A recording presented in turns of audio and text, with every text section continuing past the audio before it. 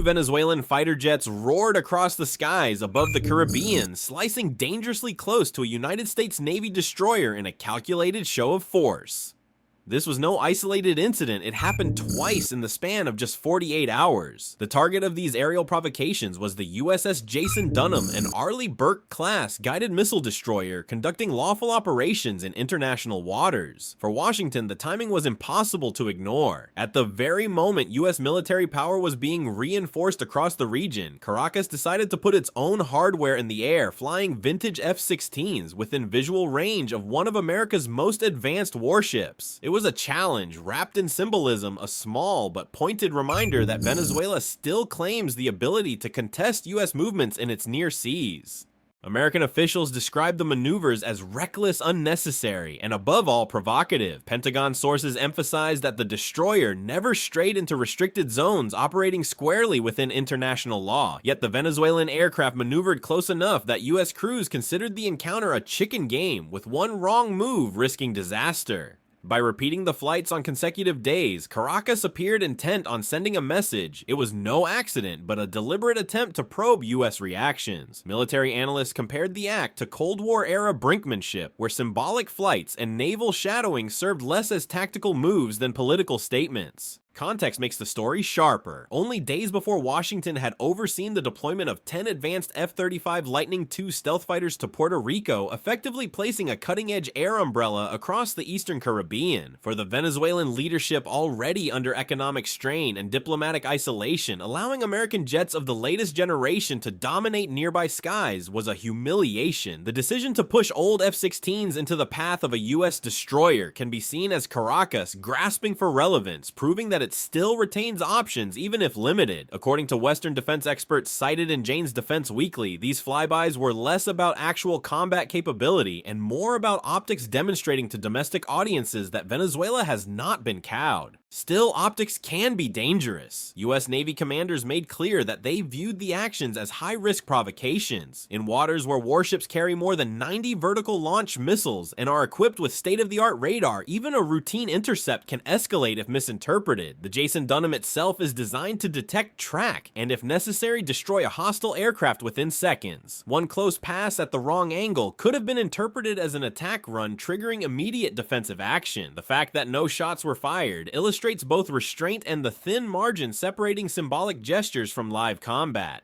The broader strategic background highlights why such encounters matter. The Caribbean has become a theater where multiple rivalries overlap US power projection under President Donald Trump. Venezuelan defiance, backed in part by Russian and Iranian political support, and a wider climate of escalating great power competition. When Venezuelan jets appear over American destroyers, they do not just represent a small Latin American air force, they embody the potential for proxy challenges to Washington's dominance in its own hemisphere. Reports in Reuters and BBC note that both Moscow and Tehran have strengthened military ties with Caracas in recent years, raising Western concerns that Venezuelan airspace could be leveraged for strategic posturing. For the sailors aboard the Jason Dunham, the scene was not a geopolitical abstraction, but a lived reality. Radar screens lit up lookouts, tracked fast-moving silhouettes, and commanders weighed how far to let the intruders approach before considering defensive maneuvers. Such moments compress global politics into seconds of decision time. Analysts warn that repeating these test runs multiplies the chance of an accident, a miscalculated turn, a misunderstood radar lock, or even a pilot error could unleash a confrontation neither side originally intended. This first encounter sets the tone for understanding the crisis small aircraft with limited capability daring to challenge an advanced naval vessel, signaling defiance against overwhelming power. The stakes are not merely about a pair of aging jets, but about credibility, deterrence, and the willingness of each side to enforce red lines in contested waters. As events continue to unfold, the question remains, are these symbolic shows of force destined to stay in the realm of theater, or will one misstep ignite a conflict with far greater consequences? When the news of these flyovers reached Washington, the response from the highest office was immediate and uncompromising. President Donald Trump, already known for blunt warnings and a zero-tolerance posture toward threats, issued a statement that left little room for interpretation. If Venezuelan aircraft endangered US ships or crews, they would be shot down. It was not the sort of carefully phrased diplomatic language often favored by previous administrations. It was a direct message to Caracas and to the world that the rules of engagement had shifted. Commanders in the field were given explicit authority to respond with lethal force without the need for further warnings. The effect of such a pronouncement cannot be overstated. In military terms, it simplified decision-making aboard U.S. vessels. Officers no longer had to second-guess whether Washington would back their split-second judgment. The order was clear, but politically it also raised the stakes. By broadcasting that any perceived threat could be met with instant retaliation, the White House placed responsibility for restraint squarely on the shoulders of Venezuelan pilots and their chain of command. In essence, Trump's warning declared that future provocations would not be treated as theater, they would be treated as combat. To understand the gravity, it helps to recall how often near-miss incidents have shaped geopolitics. In the Cold War, Soviet and American forces routinely brushed against one another, shadowing ships, buzzing aircraft, and probing defenses. Most of those encounters remained contained because both sides adhered to implicit rules of the game. Here, however, Venezuela's moves risk colliding with an American administration that has little patience for brinkmanship. Defense analysts quoted in Defense News observed that Trump's statement was designed less for Caracas alone and more as a signal to adversaries like Moscow, Beijing, and Tehran. U.S. forces will not hesitate to defend themselves anywhere.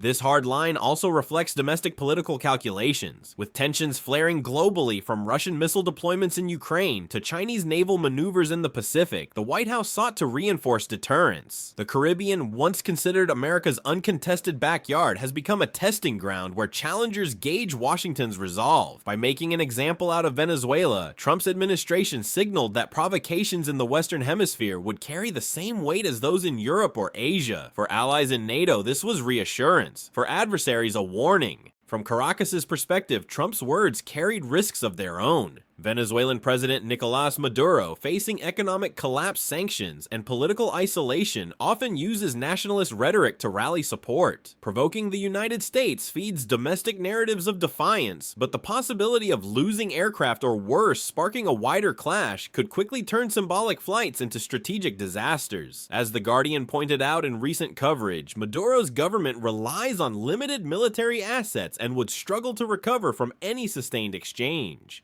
Strategically, Trump's order fits into a broader pattern of preemptive deterrence. By clarifying that U.S. ships would no longer tolerate even close passes, Washington aimed to prevent miscalculation by removing ambiguity, yet clarity can also corner the other side. Analysts from the Center for Strategic and International Studies warned that when leaders are boxed in by threats they cannot retreat from without losing face, the likelihood of escalation rises. If a Venezuelan pilot makes one aggressive maneuver, the U.S. Navy may feel compelled to act, leaving Caracas with the choice of backing down or retaliating. Reactions among allies were telling. NATO partners, though not directly involved in the Caribbean, privately welcomed the firmness of Washington's stance, seeing it as consistent with collective defense principles. European press commentary, particularly in Deutsche Welle, noted that if the U.S. projects weakness in its own hemisphere, it risks undermining its credibility in Europe's eastern flank.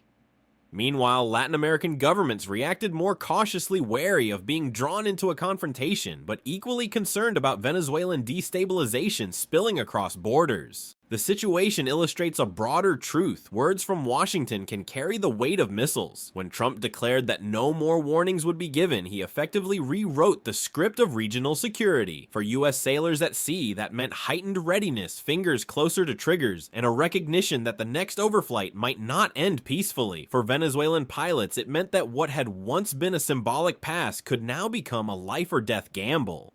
As tensions mount, observers are left to ask, will Caracas heed the warning and scale back, or will nationalist impulses drive it to test the red line once more? In either case, the US president's stark message has transformed a regional encounter into a global signal of American resolve. The next move rests not only with Venezuela, but with the unpredictable calculus of deterrence. The Venezuelan flyovers did not occur in isolation. They came just as Washington dramatically expanded its aerial footprint in the Caribbean. The deployment of 10 F-35 Lightning II stealth fighters to Puerto Rico was more than a show of force. It was a calculated move to establish uncontested air dominance in a region increasingly subject to geopolitical jostling. These aircraft represent one of the most advanced systems in the U.S. arsenal, combining stealth design, advanced radar, and networked communication capabilities that allow them to act as both fighters and intelligence hubs. Positioned on the doorstep of Venezuela, they created a layered deterrent that few regional adversaries could match. The symbolism of stationing F-35s in Puerto Rico resonates deeply. For decades, the Caribbean has been seen as America's maritime backyard, a zone where the U.S. military enjoyed near-total supremacy. Yet recent years have seen outside actors Russia, China, and Iran strengthen ties with Caracas. Analysts writing in Reuters noted that the deployment was meant not only to secure maritime routes, but also to reassure regional allies unnerved by Venezuela's erratic behavior and its partnerships with extra-hemispheric powers. The F-35s capable of launching from Puerto Rico and reaching any corner of the Caribbean within minutes serve as a visible reminder that Washington retains escalation dominance. Operationally, the benefits are substantial. The F-35's sensor fusion allows pilots to integrate data from ship satellites and ground radar feeding information across a joint network. In practice, this means that a destroyer like the USS Jason Dunham does not operate in isolation. It is tethered to the digital eyes of stealth fighters overhead. A Venezuelan aircraft approaching at low altitude may avoid one radar, but it cannot avoid a fused battlespace picture where multiple systems share targeting data in real time. This synergy, highlighted in defense news, transforms the Caribbean into a surveillance-rich environment where American forces can anticipate and neutralize threats long before they materialize. Beyond defense, the deployment sends an unmistakable political message. Caracas can no longer claim uncontested skies. Even Venezuela's Russian-made Su-30s, larger and more advanced than its aging F-16 fleet, struggle against the stealth profile and advanced sensors of the F-35. In military exercises, F-35s have repeatedly demonstrated kill ratios far above traditional fourth-generation fighters. For Maduro's government, which depends on symbolism rather than sheer capacity, this undercuts any narrative of parity with Washington. The juxtaposition is striking. Venezuela flies Cold War-era aircraft, while the U.S. projects fifth-generation stealth dominance from a nearby territory. The timing of the move also coincides with broader shifts in U.S. global posture. With crises unfolding in Eastern Europe and the South China Sea, Washington has sought to reassure allies that commitments closer to home remain firm. The deployment of F-35s to Puerto Rico is both a deterrent and a reassurance, deterring adversaries from testing U.S. resolve while reassuring regional partners that American power is not stretched too thin. NATO allies, according to BBC reporting, see it as an extension of Washington's global readiness, proving that U.S. forces can handle multiple theaters simultaneously. Yet the presence of such advanced hardware carries risks. Military strategists warn that when one side demonstrates overwhelming superiority, the other may seek asymmetric tactics. Venezuela, lacking the resources to match stealth fighters, could turn to unconventional methods such as maritime harassment, cyber disruptions, or leveraging alliances with non-state actors to complicate the U.S. position. Already, intelligence reports from Western agencies suggest that Caracas has deepened cooperation with Iran on drone technology, raising concerns that unmanned aerial systems could be introduced into the Caribbean standoff. Nevertheless, the immediate effect of the F-35 deployment is to shift the balance of escalation firmly in Washington's favor. American commanders can now oversee a combined air-sea theater with unmatched precision, ensuring that provocations like the Jason Dunham flyover are less likely to catch them off guard. For U.S. allies, the sight of stealth fighters landing in Puerto Rico reinforces the message that the Caribbean remains under a protective umbrella. For Venezuela, it underscores the futility of relying on aging jets to challenge a superpower. The contrast could not be clearer. On one side, state-of-the-art aircraft integrated into a global command structure. On the other, symbolic sorties flown by dwindling numbers of Cold War fighters. Yet, in international politics, perception matters as much as capability. Caracas may hope that even symbolic defiance plays well to domestic audiences and sympathetic foreign partners. The question is whether those audiences will interpret Washington's response as a sign of strength or a prelude to confrontation. While the Venezuelan jets drew the headlines, it is the sheer scale of U.S. naval and amphibious power in the Caribbean that defines the balance of force. The USS Jason Dunham was not alone. It was part of a wider deployment that brought together destroyers, cruisers, submarines, and an entire marine expeditionary force. Each component served a distinct role, but together they formed a layered deterrent that underscored Washington's ability to project strength not just at sea, but across the region.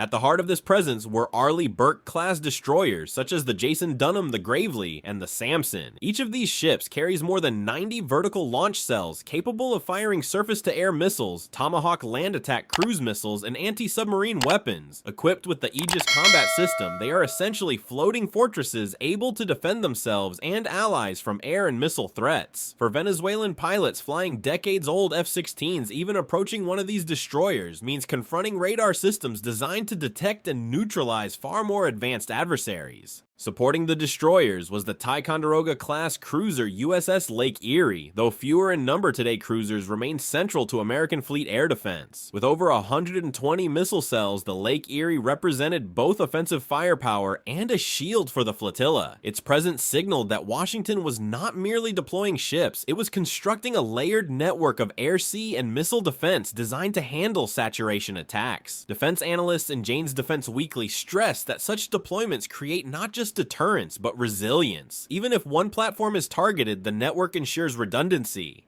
Beneath the surface, the threat was even more daunting. Though never confirmed officially, US officials hinted that a nuclear-powered submarine operated in the region. Submarines of this class carry long-range cruise missiles and possess the ability to shadow enemy vessels undetected. Their invisibility is their greatest weapon, forcing adversaries to calculate against a threat they cannot see or predict. For Venezuela, the mere suspicion of a submarine presence effectively constrains naval movements, as no commander wishes to test waters where an unseen predator might be lurking. Yet perhaps the most visible and versatile element of the US force was the amphibious ready group centered on the USS Iwo Jima, a Wasp-class amphibious assault ship. With its flat deck and aviation facilities, it resembles a small aircraft carrier capable of deploying helicopters, MV-22 Osprey tiltrotors, and even vertical takeoff jets. Alongside the Iwo Jima sailed two San Antonio-class amphibious transport docks, the USS San Antonio and the USS Fort Lauderdale. Together, these ships carried the 22nd Marine Expeditionary Unit, a highly trained force of more than 4,500 Marines and sailors.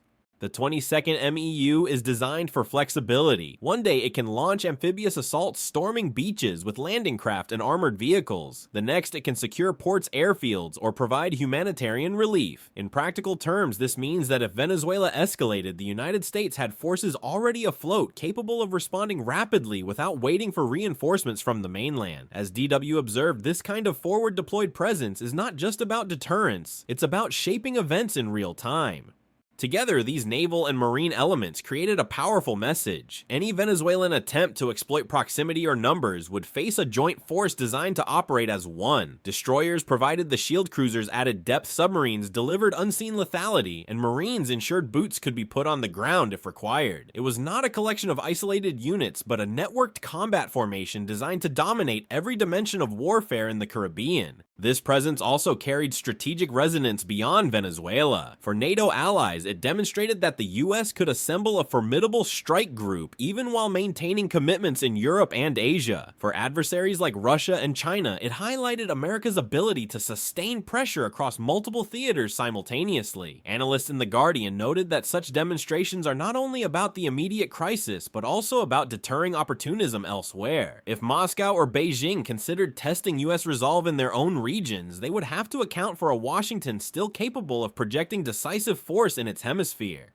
Yet power projection is a double-edged sword. While it reassures allies and deters foes, it also risks cornering opponents into acts of desperation. With its limited arsenal, Venezuela cannot hope to match the US Navy ship for ship, but by staging provocative overflights, it attempts to exploit perception gaps, knowing that symbolic defiance can create political ripples even when military parity is absent. The danger lies in the thin line between symbolism and escalation. A single miscalculated pass near one of these heavily armed ships could transform a theater of deterrence into a battlefield. The Caribbean deployment thus reveals the paradox of modern power projection. The stronger and more integrated the US presence becomes, the more likely small provocations can spark outsized consequences. As the ships patrol submarines stalk silently and Marines prepare for rapid action, the question becomes whether this standoff will remain contained or whether one incident could ignite a confrontation neither side truly wants.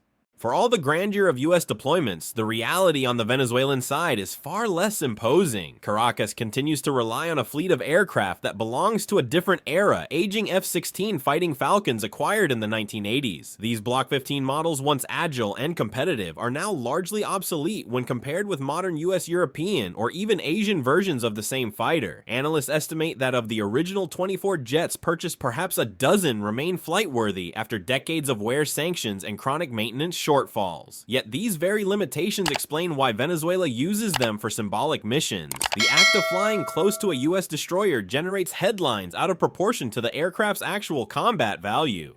In practical terms, Venezuelan F-16s typically carry short-range air-to-air missiles like Sidewinders or Israeli-made Pythons, along with unguided bombs or rocket pods for ground attack. This means that to pose any real threat, they must fly dangerously close to their targets, precisely the kind of behavior that US commanders view as escalatory. The irony is stark. In trying to demonstrate capability, Venezuelan pilots put themselves at extreme risk, since American ships are designed to detect and neutralize such threats long before they close the distance. As one defense analyst told BBC News, these overflights are a performance more than a tactic. Still, Caracas does possess some more advanced hardware. In the mid-2000s, it acquired Russian-built Su-30 Mk2 fighters, large twin-engine aircraft capable of carrying heavier payloads and more modern systems. On paper, the Su-30s could challenge US aircraft at longer ranges. In practice, however, Venezuela fields only a limited number of them, and reports frequently surface of maintenance problems, spare parts shortages, and limited pilot training hours. Without consistent upkeep and support, even advanced fighters risk becoming hangar ornaments rather than reliable deterrents. Why then does Venezuela persist in these provocations? The answer lies less in the balance of military power than in the arena of politics and perception. President Nicolas Maduro, facing economic freefall, hyperinflation, and political isolation, leans heavily on nationalist rhetoric. By framing the United States as a looming external threat, he rallies support at home and distracts from internal crises. Each overflight becomes a stage-managed spectacle portraying Venezuela as defiant in the face of overwhelming odds. As Al Jazeera observed, such moves may resonate domestically, but do little to alter the strategic imbalance. Moreover, the presence of external backers complicates the picture. Russia has provided limited military cooperation, and in past years sent bombers and advisors to Venezuela as a symbolic show of support. Iran has reportedly deepened ties by supplying drone technology and assisting with fuel shipments during sanctions. These relationships embolden Caracas, allowing it to claim that it is not isolated but part of a wider anti-US axis. Yet Western intelligence assessments reported by Reuters stress that these partnerships are more political than operational. Russia and Iran are unlikely to intervene militarily in a serious clash with US forces in the Caribbean. The use of aging jets thus becomes a proxy for broader defiance. By flying outdated F-16s near US warships, Caracas signals both desperation and determination. Desperation because it cannot afford modern replacements, determination because it refuses to cede symbolic control of its skies. This blend of weakness and resolve makes the situation unpredictable. While analysts dismiss Venezuela's ability to sustain a conventional fight, they caution that symbolic acts can trigger real-world consequences if misinterpreted by heavily armed forces on edge. The comparison is stark. On one side, US destroyers, cruisers, submarines, marines, and stealth fighters integrated into a global command network. On the other, a handful of Cold War-era jets flown as much for political theater as for military utility. Yet history shows that small sparks can ignite large fires. In 1988, for instance, a misidentification led to the downing of an Iranian passenger jet by a US cruiser, an event that illustrates how confusion in tense environments can produce tragedy. Observers warn that similar risks exist today if Venezuelan pilots push too far. For now, the flights may serve their intended purpose, bolstering nationalist pride, drawing international headlines, and forcing Washington to pay attention. But they also underline a sobering reality. Venezuela's military might no longer be measured in missiles or aircrafts, but in its willingness to risk confrontation with far superior forces for the sake of symbolism. As long as that calculus holds the skies over the Caribbean, will remain a dangerous stage where outdated jets carry the weight of national defiance. The events unfolding in the Caribbean now raise a sobering question. Are these encounters destined to remain symbolic demonstrations, or could they escalate into a genuine flashpoint with global implications? Each maneuver by Venezuelan pilots and each deployment by the United States contributes to a growing cycle of action and counteraction, where symbolism edges dangerously close to confrontation. The two overflights of the USS Jason Dunham have already transformed a regional issue into an international story, drawing commentary not only from Washington and Caracas, but also from NATO allies and rival powers watching closely from afar. The risk is not simply bilateral. A clash in the Caribbean would resonate across multiple strategic theaters. For NATO, the credibility of US deterrence is always under scrutiny. If Washington failed to respond firmly to provocations in its own hemisphere, allies in Europe could question whether American commitments in the Baltics or the Black Sea would hold. Conversely, if the US reacted too aggressively, it could trigger a regional crisis that distracts from pressing commitments in Ukraine or the Indo-Pacific. As Deutsche Welle noted, the credibility of American power is increasingly measured by its ability to balance multiple fronts simultaneously. For adversaries such as Russia, China, and Iran, Venezuela's defiance offers a convenient test case. Moscow, still embroiled in its confrontation with Ukraine, watches to see whether Washington will overextend. Beijing, locked in tense standoffs with the US Navy in the South China Sea, studies American behavior in the Caribbean for clues about how far Washington is willing to go in protecting its maritime dominance. Iran, meanwhile, views any US distraction as an opportunity to expand its regional influence in the Middle East. Thus, the skies over the Caribbean are more than a local arena, they are a proxy theater in the broader contest for global order.